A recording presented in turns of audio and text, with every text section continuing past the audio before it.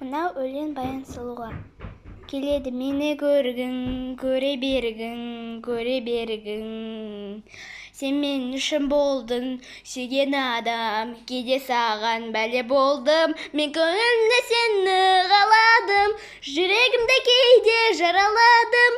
Байқамадым кешір анда-санда сені жаным, көңіл кейде қалай қаламай, көздеріне қарай қарамай, іштегі сезімнің мауарай, кейде былай, көңіл кейде қалай қаламай, көздеріне қарай қарамай, іштегі сезімнің мауарай, кейде былай.